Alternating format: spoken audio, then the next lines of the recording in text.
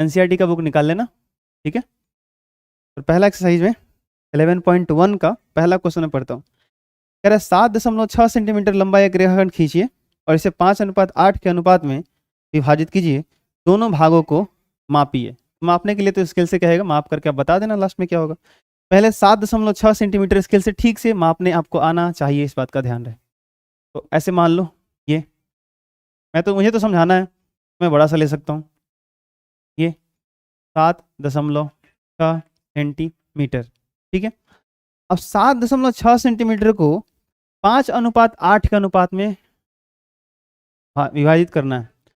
अब अगर तुमको 5:8 के अनुपात में विभाजित करना है तो इसको तुम मानोगे m और इसको मानोगे n और इसको जोड़ोगे m + n, तो 8 और 5 कितना आ जाएगा? 13। तो यहां से अगर एक न्यून कोण बनाते हुए एक लाइन खींचोगे तो इस पर 13 पॉइंट चाहिए, ठीक है।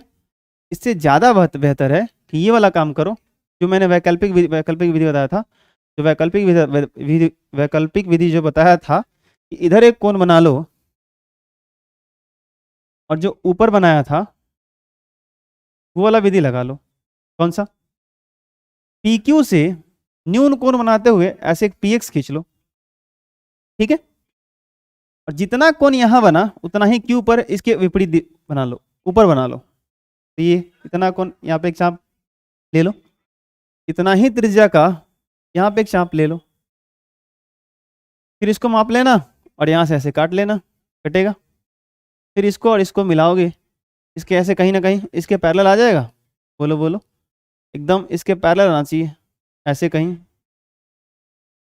ये ऐसे मिलाओगे ना, ये कहीं ऐसे आ जाएगा, ऐसे आ जाएगा। अब क्या करना? 5:8, 5:8, तो इस पे ले लेना बराबर बराबर हिस्सा का P1, P2, P3, P4, P5, P1, P2, P3, P4, P5। अब ये कैसे करना है ये तो आप कितनी बार समझ चुके हो, वो कंपास एक बार फिक्स करके कर लोगे। अब 8 चाहिए ना, इसे 8 लेना है, लेकिन अगर ये जितना रेडियस का ये सब बना रहे हो उतना ही ये भी होना चाहिए। तो 1, 2, 3, 4, 5, 6, 7, 8। अब ये तुम्हारा हो जाएगा यहाँ से क्या? Q1, Q2, Q3, Q4, Q5, Q6, Q7, Q8, Q8।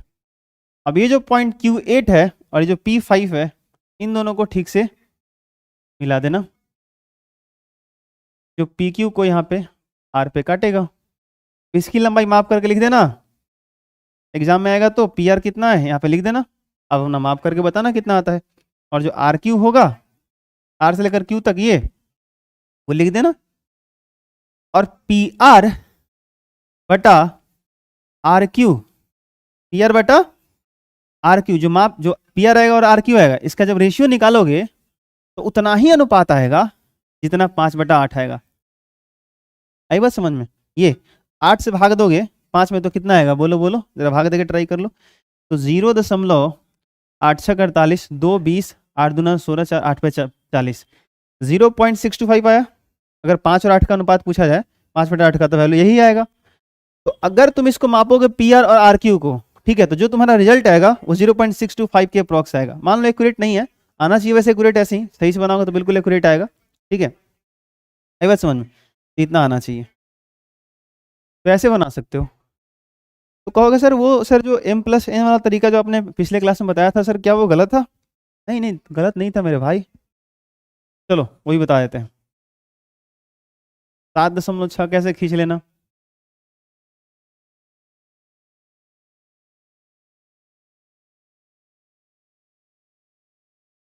एक एक तो 7.6 सेंटीमीटर तुम्हारा बहुत कम होगा, उसमें तुमको यहाँ पे न्यून को बनाकर 13 पॉइंट्स लेने हैं, तो थोड़ा सा लंबा जाएगा ना, इसलिए प्रॉब्लम हो सकती है, इसलिए मुझे डर लग रहा है।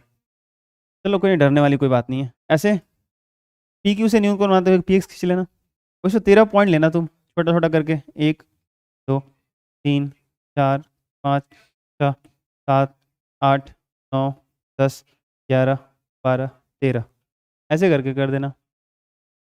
उसके बाद यहाँ से ये P है ना, वही लिखना पड़ेगा, P1, P2 P3 P4 P5 ऐसे लिखते आना, लास्ट में क्या आ जाओगे P13। ठीक है, आई बात समझ में? करना क्या, P13 से इसको मिला देना, मिला दोगे, जो कोण यहाँ बनेगा, जो कोण यहाँ बनेगा यही कोण P5 भी बना देना। क्यों, क्या कह रहा था, 5:8, 5:8, तो P5 यहाँ है, तो जितना कोण यहाँ बनेगा उतना ही कोण यहाँ बना देना। तो कैसे बनाओगे, बराबर कोण बनाना मैंने कितनी बार सिखा दिया आपको। ठीक है, यहाँ पे एक चाप खींच लो, चलो सर खींच लिया हमने, तो 5 पे आ जाओ और यहाँ भी कैसे चाप खींच लेना, इसमें से मापना और इसमें से माप लेना और काटना। जैसे ही काटोगे अपने आप इधर कैसे आ जाएगा, माफ करना, ऐसे ही आ जाएगा। अभी जहाँ कटेगा वहाँ पे आर दे देना। आई बात समझ में? क्या करोगे, PR और RQ माप करके देख लेना, उसका रेशियो 5/8 आता है कि नहीं आता है, बिल्कुल आएगा। क्योंकि भाई साहब अगर इसके पैरेलल जाएगा, इसके समानांतर होगा ना, तो ये 5/8 है, ये भी 5/8 ही होगा। ठीक है, और इसकी थ्योरी मैंने पिछले वाले क्लास में बताई थी।